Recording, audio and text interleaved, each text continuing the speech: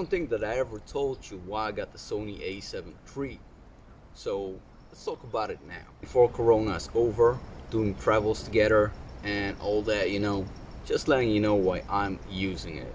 And you will notice that I have the APS-C lens on this, which is the 18-105. Sony also G lens. But why am I using it? Also might explain it in this video or maybe in the next one. So let's start off with the kickoff. Why did I get this camera? Well, it just happened that at the time that I got it, I was using Micro Four Thirds and something happened to one of my cameras which just basically made me think about, do I want to keep using the Micro Four Thirds? Do I want to step away? Do I want to use something else? The phone, GoPro, whatever. So what happened next is that through the years, I had a lot of the elderly laughing at me and telling me to use full frame. They never understood why I got the Micro Four Thirds, and basically they were just laughing at it. What they were saying is that Sony has the best sensor, so get a Sony, a full frame Sony. I never listened to them because of course it's a whole different budget from using a Micro Four Thirds. Of course depends which one, the lenses and all that, but going to a full frame and Sony. So all these years talking about it, listening to them, and you gotta respect the elders, made me think about, is this the right moment for me to go full frame? And I gotta say that this is not for everybody, so it's a little more pricey. But yeah, you have to try it, once you try it, you might like it, you might not like it, it is whatever. But that's basically the story why I got it. So because one of my Micro Four Thirds cams let me down, I wanted to keep taking pictures and I was kind of blocked at the time. So I had the money to spend. I went online looking and Sony was having a promotion, so I went for it, and my life changed forever as far as photography life. So some of the points I'm gonna discuss with you. Number one was why. Number two, we're gonna discuss about who is this for and should you still buy a camera in 2021? Is it still worth it? We're gonna talk about the specs, and I'm even thinking about making a series discussing the lenses that I have until now, discussing the usage of the versus of the Micro Four Thirds against the full frame, discussing the phone cameras, discussing the GoPro cameras, whatever, action cams, and see where this goes, and just giving you my experience with it. So that's what this video is all about. I'm not gonna repeat some stuff that different people on the internet have, that's already done. I'm not gonna take these example pictures with all these difficult things, in there, like the test picture posters, what I call it. I'm just gonna give you my experience, with it, as I call it, the user experience, and see where that goes. So is it still worth to get a camera in 2021? If you ask me, you should not get a camera in 2021 because the phone camera, as far as my own Huawei P30 Pro, is taking amazing quality videos and photos, and that's what I'm recording right now on. Is it worth it? It depends. Like, do you have photography in your heart? Like, I will give you my reason. I just want to hold a cam. I feel good holding a cam. I want to learn about the lights, the ISOs, the shutter speeds, aperture, all that. It interests me, Probably if I want to go for something easy, I'll use the Huawei P30 Pro because I can do long exposure with it easily. It's always in the pocket, easy to carry, and it has so many options. So is it worth it? That's up to you. Do you want to have a real camera, or are you okay with using a phone camera or an action cam? That's up to you. Now, who is this for? Well, that's a difficult question, but I would say this is for people that want to have a camera and you can take it on the travel with you. Although this is a heavier cam than I think the A series A6000. I don't know those, but this is definitely a heavier cam than those. So what I like to call this, it's not a mid-range, not a high range, you know. This is a more professional cam than an entry, you know. So if you like photography, you will have a lot of fun with it through the years. You will learn to use stuff with the cam that you never used before. I even still have stuff in here. And you might want to start professional stuff like portraits. I know that's modern. You might want to do some vlogging, you know. You might want to just have a hobby, you know. I would say it's too much money for that, spending on the cam, but if you got the money, I would say it's a life investment, so you will only enjoy it. That's actually not true, because cameras do have an end of life. That happens, you know, so that was not completely true. But yeah. Now, the specs. These are the specs, and I'm gonna put it on the screen because it's just too much to keep in my mind right now. I'm trying to learn it, but it's just too much. But I think that talking about the weight, this is about 650 grams if I'm correct, and with this lens it goes up to 1K more, so gotta keep that in mind. What I also want to tell the people, especially going from micro four thirds to full frame, is that, for example, you're learning a lot of new things, and one of the biggest differences that I found out is, okay, the light. There is so much more light coming in, and these cameras are beasts. They perform in the night even. I will show you some examples at night photography, what you can do with the ISO, with post-processing. These are amazing cameras, and this is stuff that a micro four thirds would just struggle with. Just to be honest, I'm not saying they're bad, but they will struggle because these are beasts. Okay, so we'll do some examples later. Now, the next thing is that I feel kind of limited within a full frame spectrum with the lenses that you can buy. I felt that like there is a lot more to buy from the micro four thirds game, you know. But then again, I'm at the stage that I don't need a lot of lenses to go around. I'm happy using the zoom lens with f4.0 even on the full frame, and I get great results. Do I use a prime? Yes, I do use primes. Of course, I got the 50. We will get to that. I got the 28 f2.0. 50 is 1.8. I got this one until now. But I feel like that's it. I don't need more. I might want to go for the 70 to 200 f4.0 because the f2.8 is just way too expensive for me. And yes, I could go for the Tamron, but let's be honest, I just want to use a native Sony. I don't think the Tamron even has the IBIS, in-body image steady shot, I think that's called, and it just looks so way cooler, like Star Wars or something, you know, like the white, and you just love that, you know, just gotta love it. So I think I'm gonna go for that. Well, I first got the 24 to 105 f4.0 for full frame for about $1,000, I think even 1,200, 400, and I was like, this, I didn't feel like okay.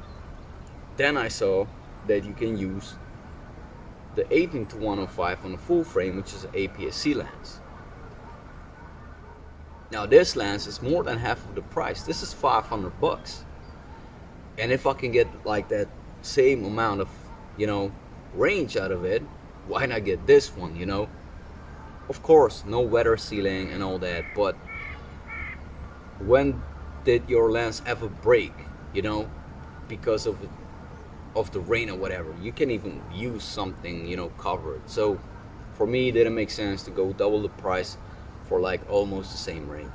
And now, not to tell you a couple of bull stories, but this is the difference between APS-C and full frame. So when you're using an APS-C lens on a full frame, there is a multiplying factor which you got to keep in mind. and that is 1.52, if that's correct.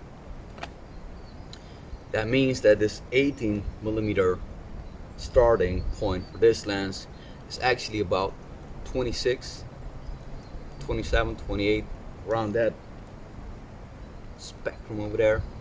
And 105 times 1.52 is about 160 millimeters. So that's actually the range that you're getting using this lens on the full frame. So keep that in mind. That might be important for you. Now, does this affect me when I'm recording, taking pictures? No. I just know that I can zoom, that I'm not at a prime range where I have to move with my body, you know, like forwards, backwards, you know. This is just a zoom. So it does that stuff for me, which is pretty nice, I would say. And the quality, the same. It's just the same quality. You're not gonna lose quality. So that's that. I will show you right now on the screen the difference and just give you an idea about what happens. So when you are using the APS-C lens on a full frame in APS-C mode, this is what it looks like. This is 18mm on the lens, but watch out because it's actually times 1.52. That's about 28mm. So taking off the APS-C mode of the camera is gonna make the picture look like, so check this out and look at the picture now. So I put it to auto, but I'm gonna put it on manual, and then you have off. So this is what happens if you would use this lens as it is on the camera. You see?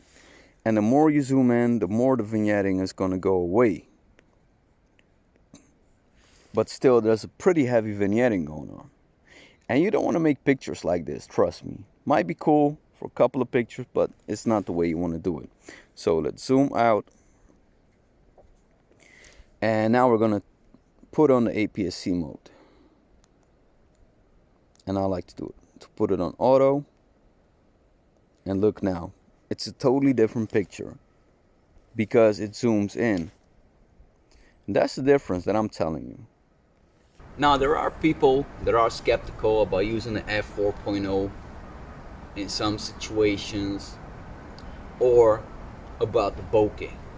And for me personally, I don't care about the bokeh. I really don't care about it. I can post-process, you know, and the f4.0 is a pretty good bokeh. And the good thing about it with a zoom lens is, and I think I showed you already in one of my videos, but is that the more you zoom in, there's this thing called compression, if I'm correct. And that makes it totally cool. Like, that is one effect that you cannot achieve with a prime lens.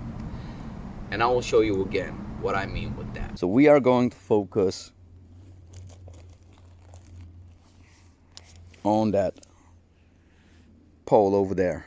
Got some barbed wire on it, and I'm keeping the cam at 28mm right now. It says 18, but it's because of the APS-C. So let me take a picture real quick. And this is going to be done at speed, let's see, shutter speed at 200, f4.0, and the ISO is 100. Let's do this.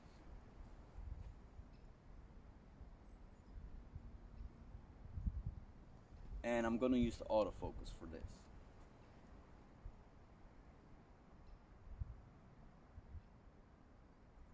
So here's the bokeh that you're getting with this picture. Now, check out what happens when we are zooming in and we're taking the same picture. So, let's go zooming in.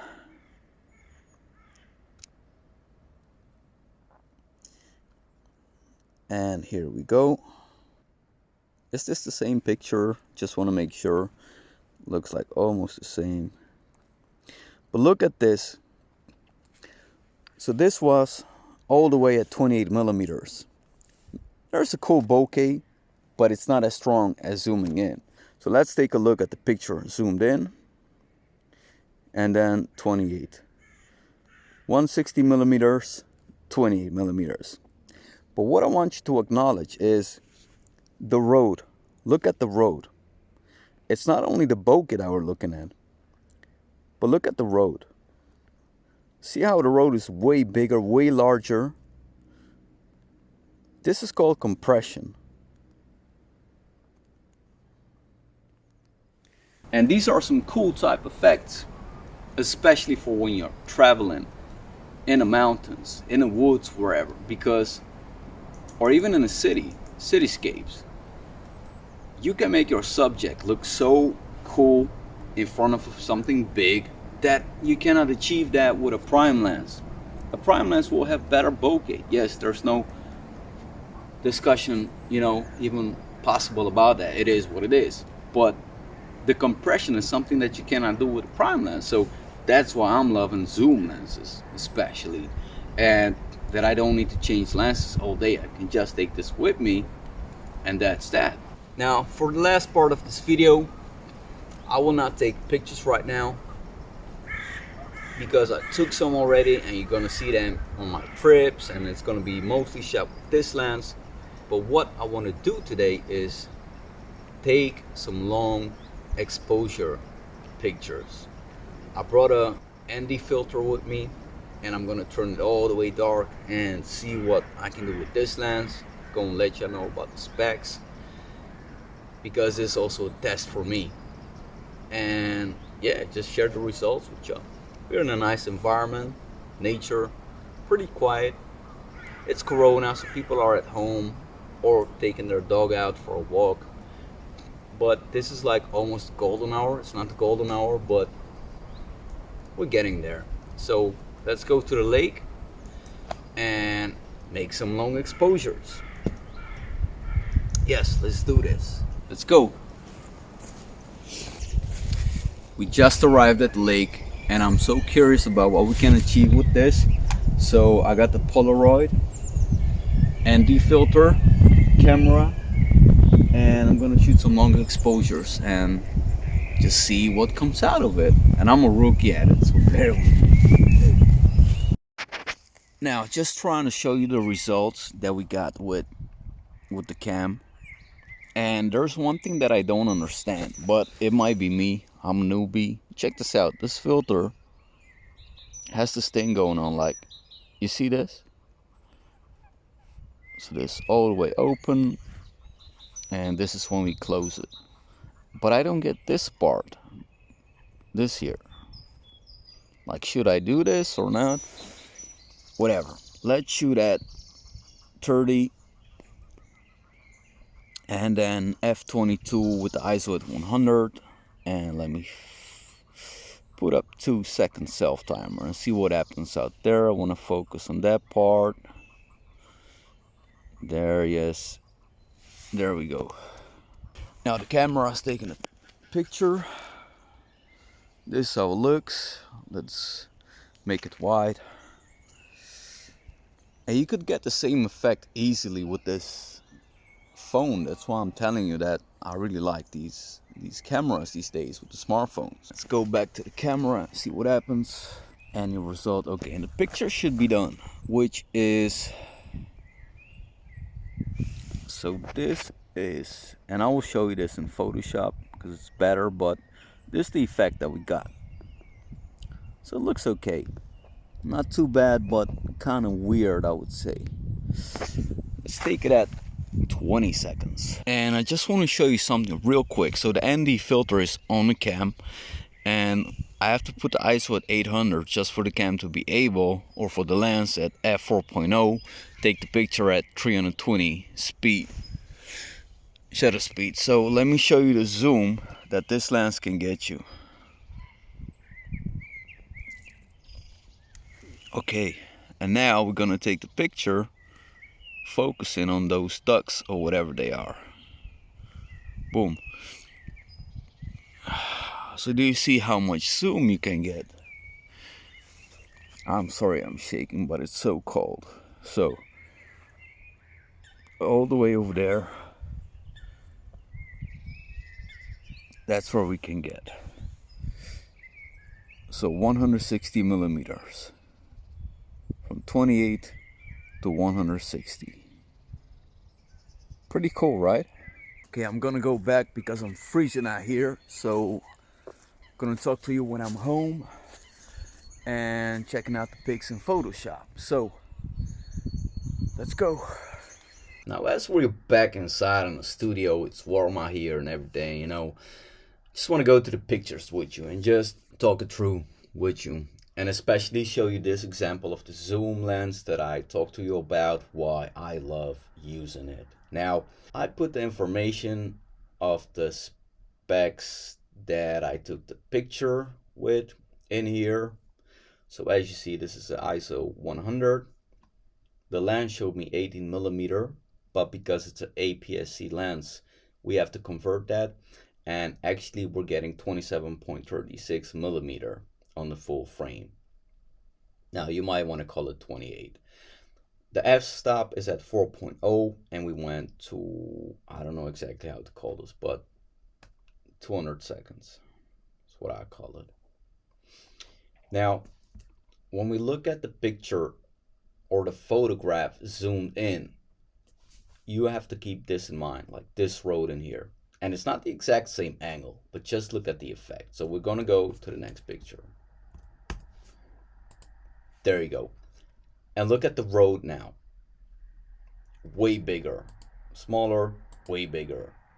Look at the barbed wire, almost at the same length. It's not the same, I know, but you get the idea. Like, this is the compression. So the subject up here is at about the same length from you, same distance and shape about, but the stuff behind the subject gets all of a sudden way closer to us because of the zooming of the lens. Now look at this, back to the zoomed out, look at the trees and whatever, and look at the zoomed in. Cannot even see the trees, just their, you know, their bottoms. And this is shot at ISO 100 with 105mm on the APS-C lens, which is converted to 159.60mm, which you can call 160mm on the full frame at f4.0, 200 seconds again. And the bokeh is amazing. I mean, I'm not a big bokeh, you know, I don't discuss bokeh that much because for me it is what it is, but you can't argue with this bokeh. Like, look how nice it is. Bokeh, yeah, that's how I'm saying it. So it's just amazing. Now, when I continue to show you the pictures that I took with the ND filter, this is what's gonna happen. So remember this part of the video, signing off, saying goodbye. Now, this is the first picture that I took with these settings. So the ISO at 100, 80mm APS-C. I'm just gonna call it 28mm for the full frame. F-stop at 20 because I want to have a nice and sharp all across the image, all across the photo. The range, and 30 seconds exposure. So basically, for the people that don't know, you're just keeping the lens open for 30 seconds, and this is what you get. Now, if you would not have the ND filter on this, you will get just a big white screen. That's what's happening. It's because there's too much light coming in the lens. So that's something that I did not understand like 5 years ago before I learned it. So that's the whole thing. The lens is so, for such a long time, open that it gets so much light that nothing out of the landscape will be transformed into the picture. So it makes sense. And that's why we put these ND filters on top of the lens like a sunglasses, you know? And then you can make these pictures with a long exposure. Now, I'm not too happy with these pictures. Now, look at these. Now, I read online something about a different filter. Someone was writing a review, whatever, and that these ND filters, which are variable, that's what I call it. So you can change them from, let's say, end stop 2.0 to end stop 400 or 8 to 400. There is sometimes like the cross where the two lenses come together, it will be very weird sometimes. And what I'm talking about is that when you play with the filter and you turn it from the lower ND stop to the higher one, like almost at the end of the filter, there's like this portion where the two lenses just, I don't know, they do something weird. So this might not be a good scenario, but it might be good to show you the effect that I'm talking about. So this is the lens with the ND filter on, and I'm gonna open it all the way, and this is the way you can take a picture. Now, because this would be about ND2, you cannot see it here, but it's ND2 to 2000. This means this is ND2. Now, if we're going all the way to 2000, check out this weird thing going on. You see? And then when you click it all the way at the end, you see that little light up in here? That's very weird. So that's the issue that I'm having with it. And I don't know if it's the wrong filter or, you know, because it looks to me like I only can use it at about half of it. Because in here it starts to get really bad.